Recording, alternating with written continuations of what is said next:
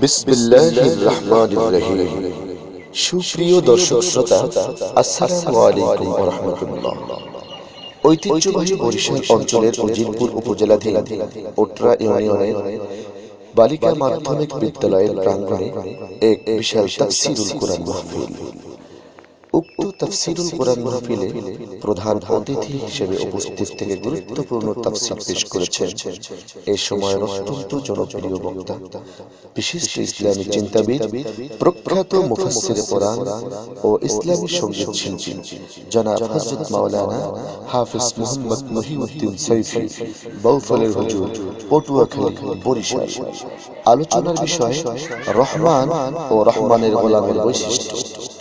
Mobile 01776733223। কারণ জিবরাইল মাঝে মধ্যে তিনি সাহাবীদের সূরত ধরে আসতেন, এটা কিন্তু ফাতিমা চিনতে পারেন নাই। যার কারণে নবীকে প্রশ্ন করেছেন, আব্বা এই ব্যক্তিকে? আমার নবী বলেছেন, ফাতিমা শোনো, তিনি হচ্ছেন তোমার ছোট চাচা। সুবহানাল্লাহ।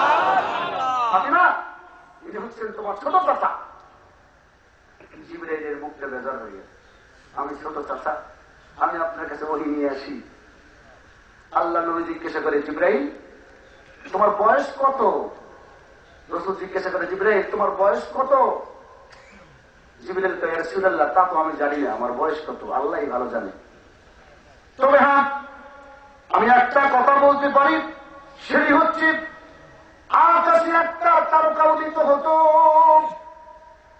সেই তারকাটা এত সুন্দর দেখাইতো, তারকাটা দেখতে খুব মনে চাইতো, তারকাটা এত সুন্দর দেখতে আমার খুব মনে চাইতো। ওই তারকাটা যখন উদিত হতো, একবার উদয় হলে একাধারে ৭০,০০০ বছর পর্যন্ত থাকতো। হুজুর, এই তারকাটা যখন একবার উদিত হতো ৭০,০০০ বছর পর্যন্ত থাকতো, আবার ডুবে যেত, আবার উঠত।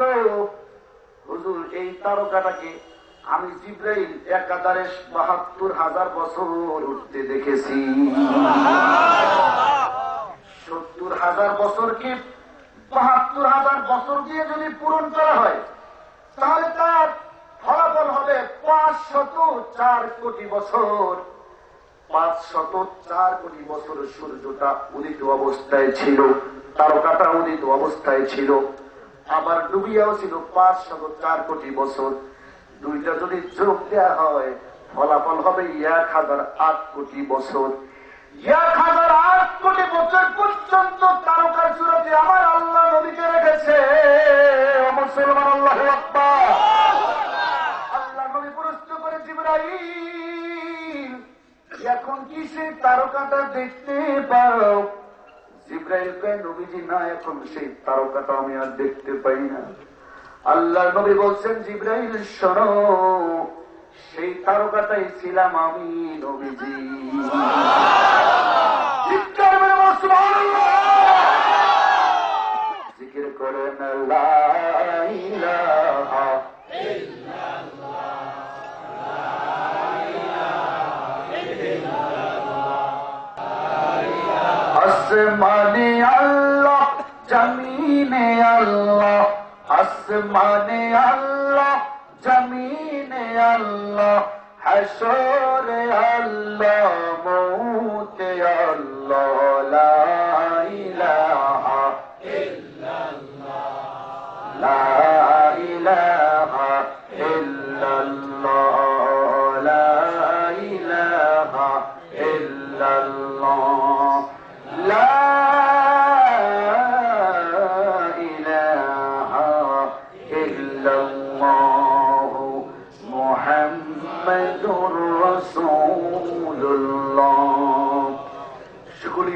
সাল্লাল্লাহু আলাইহি ওয়াসাল্লাম। তাহলে সূর্যের বয়স হচ্ছে ৭০০ কোটি বছর। ও আল্লাহর বান্দা, এরপরেও কি আমার আল্লাহকে চিনবে না? আরে সূর্য তো বাদ দিলাম, সূর্য ছাড়াও ছায়াপথের ভিতরে আমার আল্লাহ রাব্বুল আলামিন এমন লক্ষ লক্ষ কোটি কোটি তারকা সৃষ্টি করে রেখেছেন, সেই একটা তারকার তুলনায় সূর্য হচ্ছে একটা সরিষার দানা। সেই তারকার কাছে একটা সূর্য হচ্ছে সরিষার দানা। কোথায় পেলাম ছায়াপথ? আল্লাহ রাব্বুল আলামিন বলেছেন আলহামদুলিল্লাহি রাব্বিল আলামিন। আলমের বহু বচন হচ্ছে আলামিন, তার মানে হচ্ছে মহাবিশ্বের মালিক, বহু মাত্রিক জগতের মালিক তিনি হচ্ছেন আল্লাহ। তাহলে মহাবিশ্বের ওই ছায়াপথ দিয়ে মহাবিশ্ব, চাঁদ, সূর্য, গ্রহ, নক্ষত্র, মহাবিশ্বের এই নাসা বিজ্ঞানীরা আবিষ্কার করেছে এক একটা ছায়াপথের ভিতরে আল্লাহ পাক 20,000 কোটি তারকা রেখেছেন। নাসা বিজ্ঞানীরা আবিষ্কার করে দেখেছেন এক একটা গ্যালাক্সির ভিতরে 20,000 কোটি তারকা পাওয়া গেছে। ইচ্ছা করে না? 20,000 কোটি তারকা এক একটা ছায়াপথের ভিতরে পাওয়া গেছে। সেই ছায়াপথ কেমন ছায়াপথ? তাহলে আমরা যেই তারকা দেখতে পাচ্ছি আর যেই তারকা আবার আমরা দেখতে পাচ্ছি না। ও মুসলমান, এখন যদি আমরা একটু কম্পেয়ার করি তাহলে সেই তারকা বড় না সূর্য বড়? আরে তারকা কত পরিমাণ বড়! নাসা বিজ্ঞানীরা আবিষ্কার করতে গিয়ে এক একটা ছায়াপথের ভিতরে তারকা আবিষ্কার করে পেয়েছেন। একটা তারকা ধরা পড়েছে, সেই তারকাটার নাম হচ্ছে ডোরাডাস তারকা। এই ডোরাডাস তারকাটার এত বয়স নাসা বিজ্ঞানীরা বলেছেন 2,700 কোটি সূর্য যদি একত্রিত করা হয় তাহলে যেই পরিমাণ সূর্য হবে তার চাইতে ওই ডোরাডাস তারকায় অনেক বড়।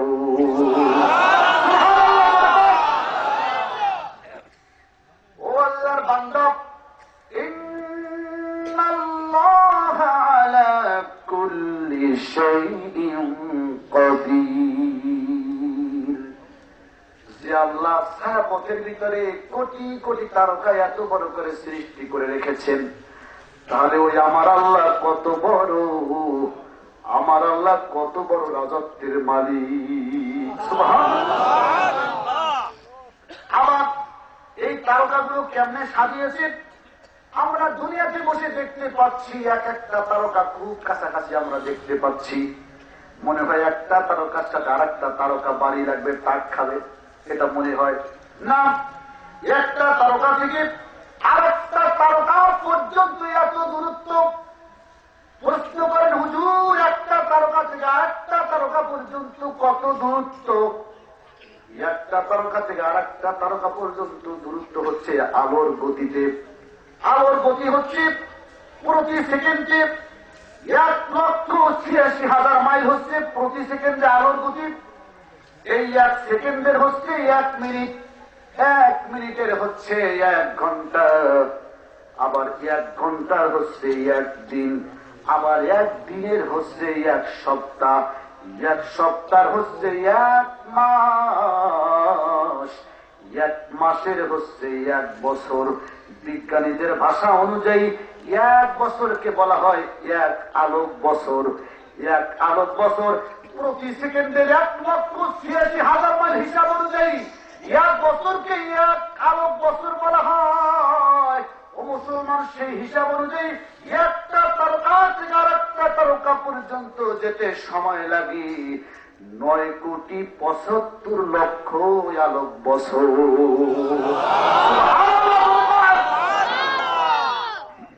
একটা তারকা থেকে আরেকটা তারকা পর্যন্ত যেতে সময় লাগে 9,75,00,000 আলোক বছর। তাহলে আমার আল্লাহ কত বড় মুসলমান!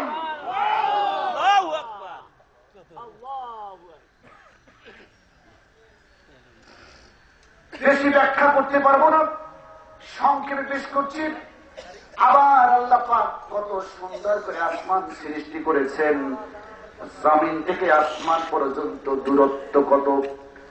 সময়ের তিরমিজির ভিতরে এসেছে, আল্লাহ নবীর কাছে প্রশ্ন করেছে, ইয়া রাসূলুল্লাহ, ইয়া হাবিবাল্লাহ, হে নবীজি, জমিন থেকে আসমানের দূরত্ব কতটুকু?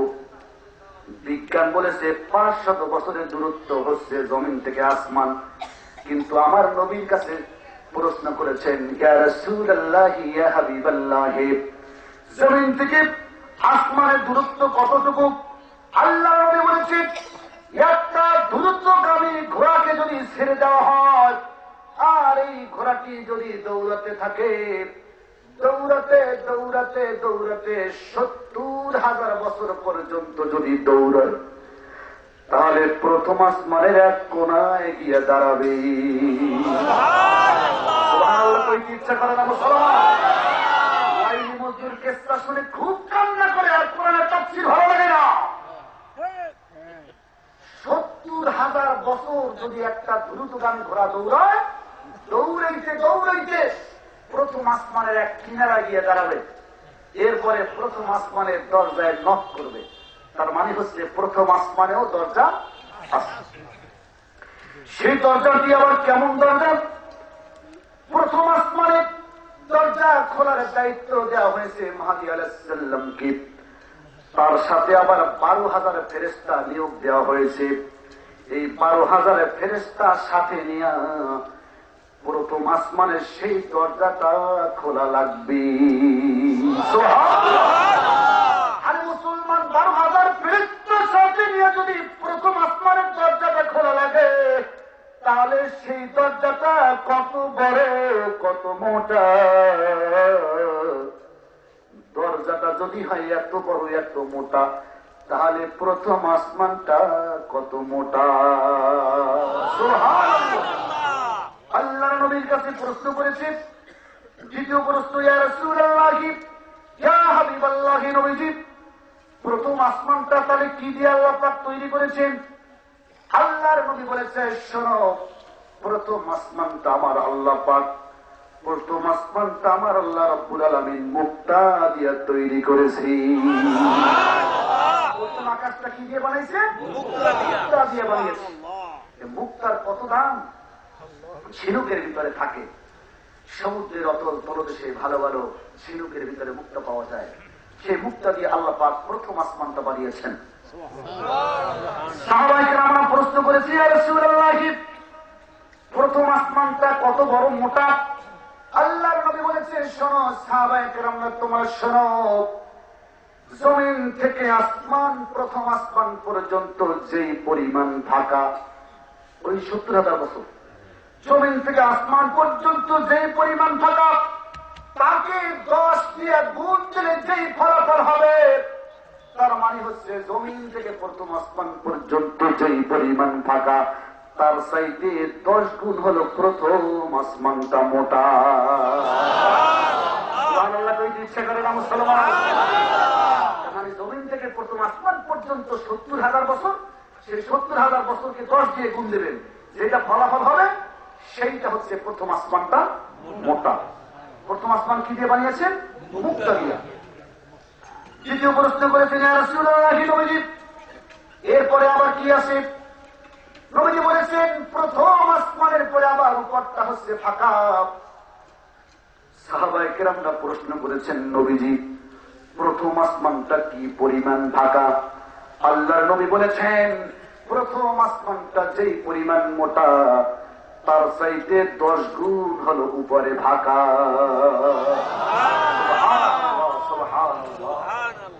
এরপরে আবার প্রশ্ন করেছে, নবীজি, দ্বিতীয় আসমানটা আল্লাহ পাক কি দিয়ে তৈরি করলেন?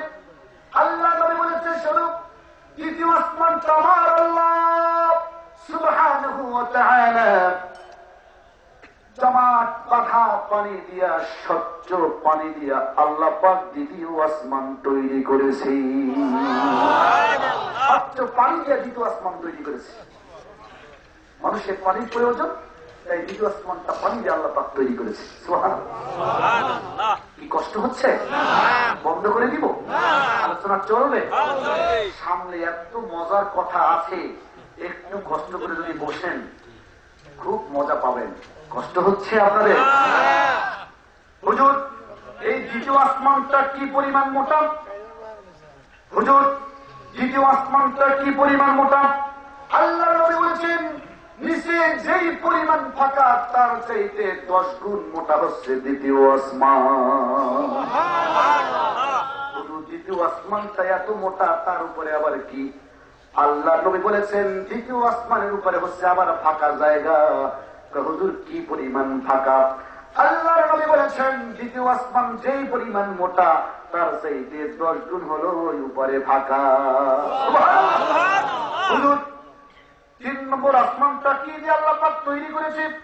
তৃতীয় আসমানটা কি দিয়ে আল্লাহ পাক তৈরি করেছে? আল্লাহ রাব্বুল আলামিন তৃতীয় আসমানটা তৈরি করেছে লোহা দিয়া। লোহা দিয়া তৃতীয় আসমান তৈরি করেছেন লোহা দিয়া। তামাম পৃথিবীর মানুষের প্রত্যেকটা ঘরে ঘরে লোহা প্রয়োজন, যার কারণে আল্লাহ পাক তৃতীয় আসমান তৈরি করেছে লোহা দিয়া। আমি একবার এক প্রোগ্রামে প্রশ্ন করেছিলাম যে, ভাই আপনার ঘরে কি লোহা আছে? কয় না হুজুর, আমার ঘরে লোহা নেই। চাইলে জিজ্ঞাসা করলাম, আপনার ঘরে তার আছে? জি হুজুর, তার আছে। তারটা কিসের তৈরি? হুজুর, লোহা তৈরি। তাহলে তামাম পৃথিবীর প্রত্যেকটা মানুষের ঘরে ঘরে লোহা আছে। তার কারণ হচ্ছে এই বাংলাদেশে এমন মানুষ আছে যে স্বর্ণ দিয়েও দা বানাইতে পারে, কিন্তু স্বর্ণ দিয়ে দা বানালে ধার উঠবে না, যার কারণে লোহা দিয়ে দা বানাইলে ধার উঠবে। সেজন্য আল্লাহ পাক তামাম পৃথিবী সব মানুষের জন্য লোহা প্রয়োজন, সেই জন্য তৃতীয় আসমানটা তৈরি করেছে লোহা দিয়া। খুব প্রয়োজন না আমাদের লোহার? খুব প্রয়োজন। হুজুর, তাহলে তৃতীয় আসমানটা কি পরিমাণ মোটা? আল্লাহ নবী বলেছেন, নিচে যেই পরিমাণ ফাঁকা তার চেয়ে 10 গুণ হলো তৃতীয় আসমানটা মোটা। তার উপরে আবার ফাঁকা, তৃতীয় আসমানের উপরে আবার ফাঁকা। হুজুর, কি পরিমাণ ফাঁকা?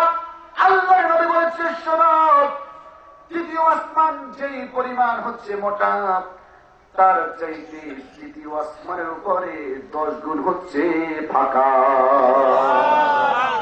দেখেন কত দূর চলে যাচ্ছি। এরপরে প্রশ্ন করেছি, ইয়া রাসূলুল্লাহ, তাহলে চতুর্থ আসমানটা আল্লাহ পাক কি দিয়ে তৈরি করেছেন, কি দিয়ে বানালেন?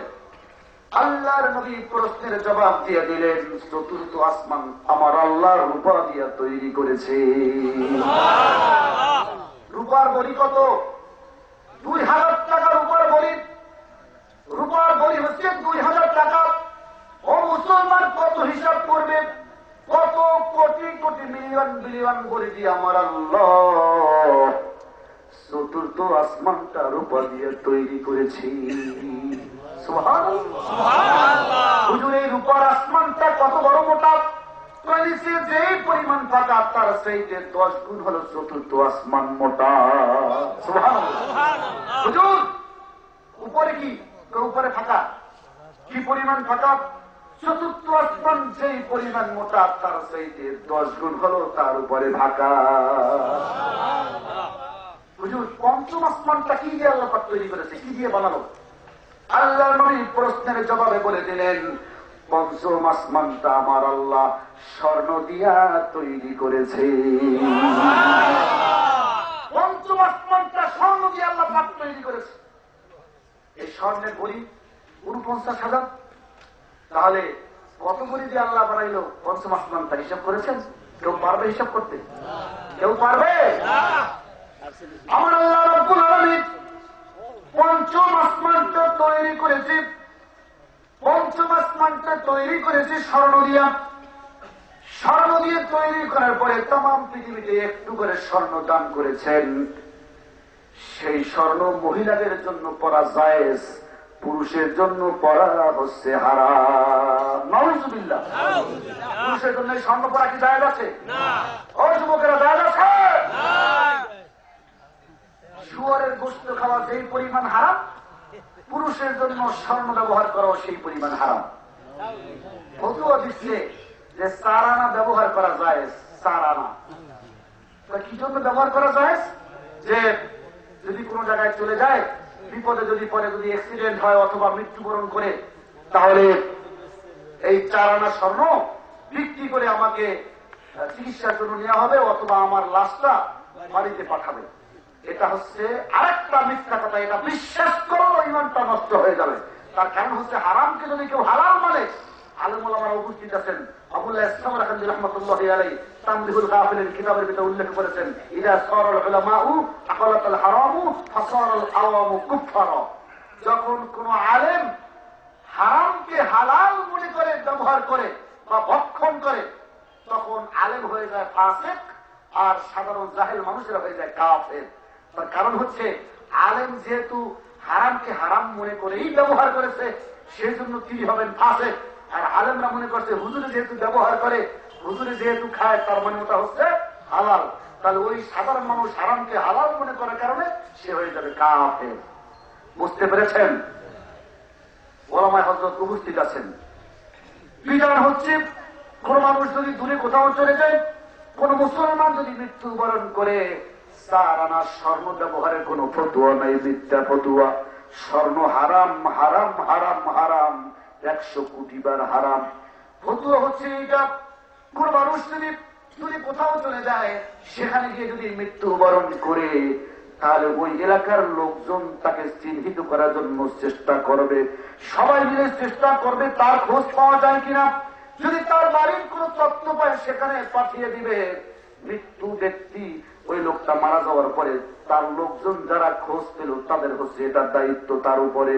আর যদি তার বাড়ির কোনো খোঁজ না পায়, এলাকার মহল্লাবাসী মিলে চাঁদা ধরে টাকা উঠাইয়া তার কাপড় কিনে দিবে, কাপড় কিনে দিয়ে দাফন করে দিবে তার বাড়ির গোরস্থানে। মিথ্যা ফতোয়া দিয়া এইভাবে হারাম ব্যবহার করা যাবে না। যাবে কি? যাবে না। স্বর্ণ ব্যবহার করে হারাম। সুতরাং উজিরপুরবাসী যুবকেরা শ্বশুর বাড়ি থেকে চৈত্য হারাম, তোমরা তারা এই স্বর্ণ হারাম ব্যবহার করছো, আল্লাহর কাছে জবাব দিয়ে করতে হবে। জান্নাত পাওয়ার আশা করা যাবে না। অন্যদিকে তাহলে এখন কি করবা? স্বর্ণ কি করবা? এই স্বর্ণ যদি তোমার স্ত্রীকে দান করে দাও, আল্লাহ রাব্বুল আলামিন বলেছেন এই স্বর্ণ স্ত্রীকে দান করলে স্ত্রীর সৌন্দর্য বেড়ে যায়। সুবহানাল্লাহ। বিজ্ঞান বলেছেন, ইসলামী শরীয়ত বলেছে, মানুষের সবচেয়ে বড় সম্পদ হচ্ছে যৌবন শক্তি। একজন পুরুষের জন্য সবচেয়ে বড় সম্পদ হচ্ছে যৌবন শক্তি। যৌবন শক্তি যার নাই, তার পিছনে নামাজ পর্যন্ত পড়া জায়েজ নাই। এই যৌবন শক্তি কিতে দূর হয়ে যায়, কিসের কারণে নষ্ট হয়ে যায়? বিজ্ঞান বলেছেন, আবার ইসলামী শরীয়ত বলেছেন, 3টা কারণে যৌবন শক্তি নষ্ট হয়ে যায়। 1 নম্বর কারণ হচ্ছে বারবার যদি কেউ দাড়ি কামায়, তাহলে তার যৌবন শক্তি নষ্ট হয়ে যায়। 2 নম্বর কারণ হলো স্বর্ণ ব্যবহার করলে তার যৌবন শক্তি চলে যায়। 3 নম্বর কারণ হচ্ছে যদি নেশা করে, এই নেশা করে 3টা করার কারণে তার যৌবন শক্তি নষ্ট হয়ে যায়। ঠিক কিনা? আজকে তোমরা এইসব হারামি কাজ করো, আর কলিকাতা হারবাল, চট্টগ্রাম হারবাল, তারা কার ভাগে এসেছে? মাত্র 24 ঘন্টার ভিতরে তোমার যৌবন শক্তি ফেরত দেওয়া হবে। কি আছে 100 টাকা ফাইন, এই কথা বলে ওদের লাভ হয়, যৌবনও ভালো হয় না, ওদের প্রতিশ্রুতিও ঠিক হয় না। চিকিৎসা আমি দিয়ে যাচ্ছি, চিকিৎসা না হবে, আজ থেকে দাড়ি কামান বন্ধ করেন, যৌবন আবার ফেরত পাবেন। স্বর্ণ করেন, যৌবন আবার ফেরত পাবেন। নেশা বন্ধ করেন, আবার যৌবন ফেরত পাবেন। ঠিক কিনা বলেন? অনুরূপভাবে কোন মানুষ যদি স্বর্ণ তার গলা থেকে খুলে, কোন পুরুষ যদি তার হাত থেকে আংটি খুলে, তার গলা থেকে চেইন খুলে তার স্ত্রীকে দান করে, বিজ্ঞান বলেছেন, আমার আল্লাহ বলেছেন, ইসলামী শরীয়ত বলেছেন, সেই স্ত্রীর যৌবন বৃদ্ধি হয়ে যায়। সুবহানাল্লাহ। এই চিকিৎসা গ্রহণ করবেন, এই চিকিৎসা গ্রহণ করবেন। যুবক ভাইরা কারা কারা হাত উঁচু করে দেখান, হাত উঁচু করে দেখা। স্বর্ণার ব্যবহার করবেন, স্বর্ণার ব্যবহার করবেন। হাত নামান। ভাইরা আমার, আমাদের দিকে তাকান। আল্লাহ নবী বলেছে এই স্বর্ণ পঞ্চমাকাশটা স্বর্ণ দিয়ে আল্লাহ পাক তৈরি করেছেন। আপনি যদি 180 মাইল পর্যন্ত নিচে চলে যান, 180 কিলোমিটার, আমার দিকে তাকান, 180 কিলোমিটার যদি মাটির নিচে আপনি কূপ খনন করেন, তারপরে দেখতে পাবেন স্বর্ণ, মণি, মুক্তা, কয়লা, তেল সব দেখতে পাবেন।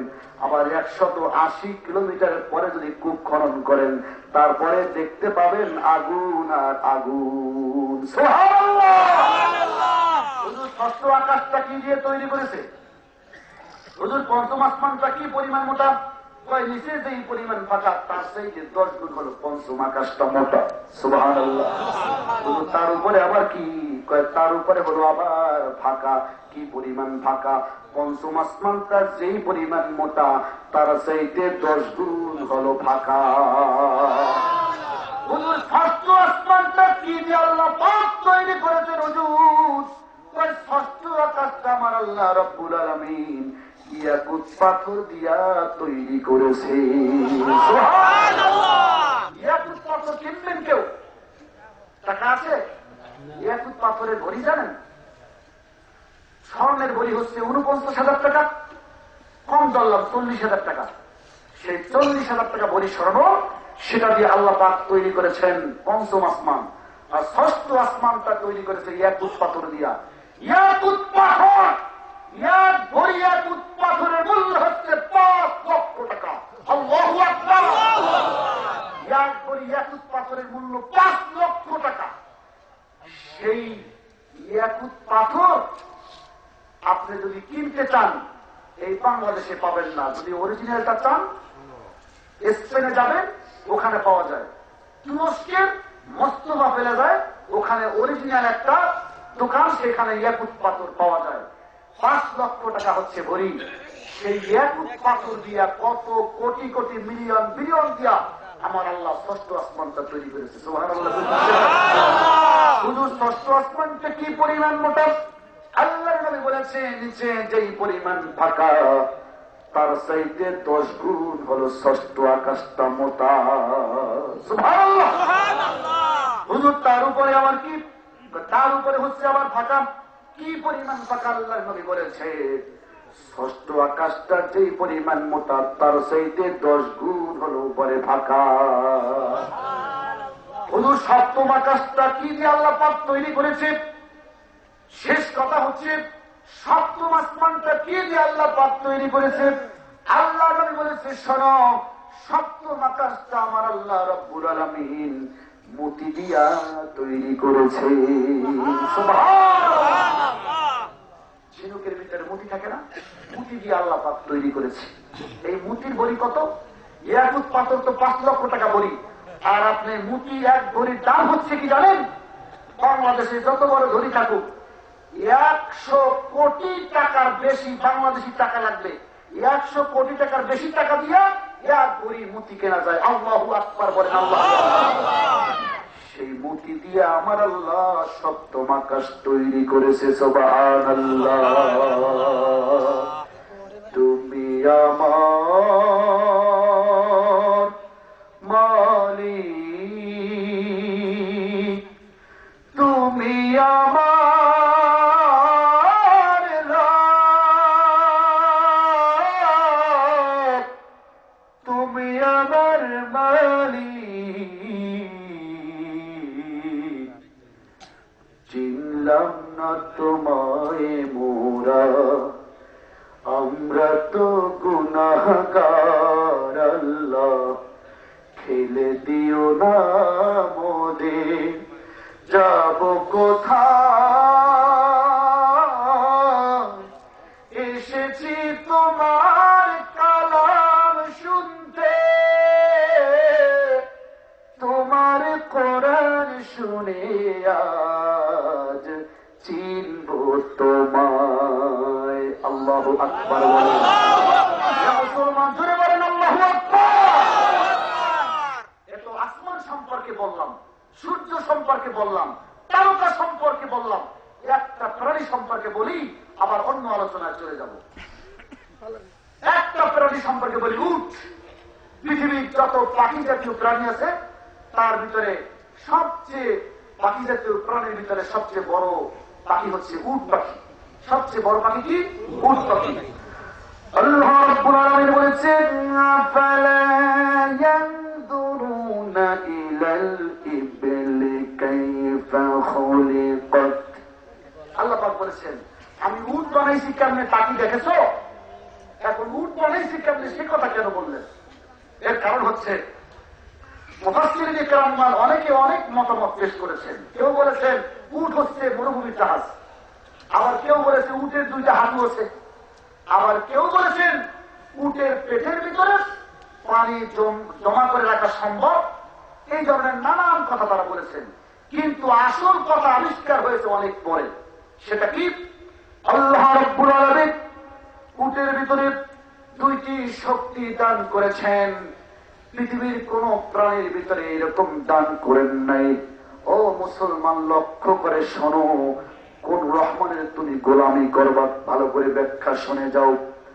আল্লাহ রাব্বুল আলামিন পৃথিবীর প্রাণীর ভিতরে উট একমাত্র প্রাণী, তার ভিতরে দুইটি জিনিস ব্যতিক্রম করে দিয়েছে। এক নম্বর হচ্ছে পৃথিবীর যত প্রাণী আছে সব প্রাণী যতটা পানি লোড করে ততটা পানি আবার আনলোড করে, অর্থাৎ যতটা পানি তিনি খায় আবার ততটা পানি পেশাব করে তা আবার ফেলে দেয়। কিন্তু পৃথিবীর একমাত্র প্রাণী উট যতটা পানি লোড করে ততটা পানি আবার আনলোড করে না। কিছুটা পানি রাখার জন্য তার বডির ভিতরে আমার আল্লাহ এমন সুন্দর একটা চেম্বার করে দিয়েছে, ওই চেম্বারের ভিতরে পানি রিজার্ভ করে রাখি। এক নম্বর কারণ। দ্বিতীয় কারণ হচ্ছে পৃথিবীর যত প্রাণী আছে সব প্রাণী অক্সিজেন গ্রহণ যতটা করে আবার ততটা অক্সিজেন ছেড়ে দেয়, আবার নতুন করে গ্রহণ করে। কিন্তু একমাত্র প্রাণী উট যতটা অক্সিজেন গ্রহণ করে সব অক্সিজেন ছেড়ে দেয় না, কিন্তু কিছুটা অক্সিজেন তার লাঞ্চের পাশে আল্লাহ পাক এমন একটা চেম্বার তৈরি করেছে, ওই চেম্বারের ভিতরে কিছু অক্সিজেন রিজার্ভ করে রাখি। প্রশ্ন করতে পারেন হুজুর, উটের ভিতরে পানি রাখার জন্য চেম্বার আল্লাহ পাক দিয়েছে, আবার অক্সিজেন রাখার জন্য চেম্বার দিয়েছে, কারণটা কি হুজুর? কারণ হচ্ছে উট হচ্ছে মরুভূমির প্রাণী, উট মরুভূমিতে থাকে। উট হচ্ছে মরুভূমির প্রাণী, মরুভূমিতে উট থাকে। মরুভূমিতে মাঝে মধ্যে ছাইমুম হয়, বালুর ঝড়ো হাওয়া হয়। বালুর ঝড়ো হাওয়া যখন শুরু হয়ে যায় মানুষেরা মাঝে মধ্যে টের পায়। যখন টের পায় তখন ঘর বাড়ির ভিতরে সবাই ঢুকে পড়ে, সামনে দরজা দিয়ে দেয়, তারপরে সব মানুষগুলো ঘরের ভিতরে চলে যায়। কিন্তু উট তো মরুভূমির প্রাণী, সে কোথায় যাবে?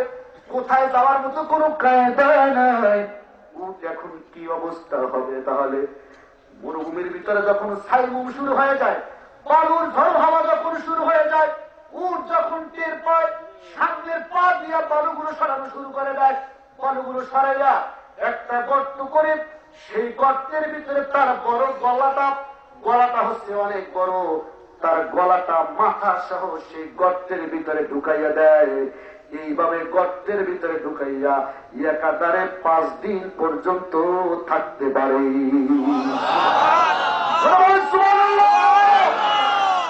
তার কারণ হচ্ছে যখন মরুভূমিতে বালুর ঝড় হাওয়া শুরু হয়ে যায় 2, 3, 4, 5 দিনও বন্ধ হয় না। এখন মরুভূমির বালু ঝড় হাওয়াতে উটগুলো মারা পড়ে যাবে। আমার আল্লাহ কেমন আল্লাহ, কোন রহমানের তুমি গোলামি করবা, কেন করবা না? আমার আল্লাহকে তুমি কেন সিজদা দিবা না? একটা প্রাণী যাতে মৃত্যুবরণ না করে 5 দিন পর্যন্ত উট তার গলাটা মাথা সহ গর্তের ভিতরে ঢুকাইয়া মাথাটা উঁচু করে যায়, ভিতরে তার পানি রাখার মতো চেম্বার তৈরি করেছে, ভিতরে অক্সিজেন রাখার মতো চেম্বার তৈরি করেছেন, যাতে উট প্রাণী মৃত্যুবরণ না করে। এই হলো আমার আল্লাহ, সুবহানাল্লাহ। এই হচ্ছে আমার রহমান। এই রহমানের গোলামি করতে সবাই রাজি তো? ইনশাআল্লাহ, ইনশাআল্লাহ, ইনশাআল্লাহ। আর কিছু করে দেখেন, ইনশাআল্লাহ। লা ইলাহা ইল্লাল্লাহ।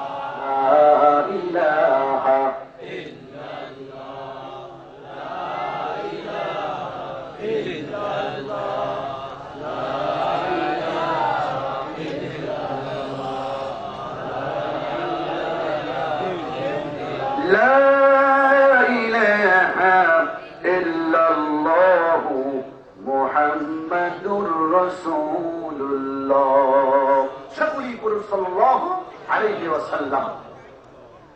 এখন রহমানের গোলাম হওয়ার জন্য কি কি শর্ত, আমার দিকে তাকান।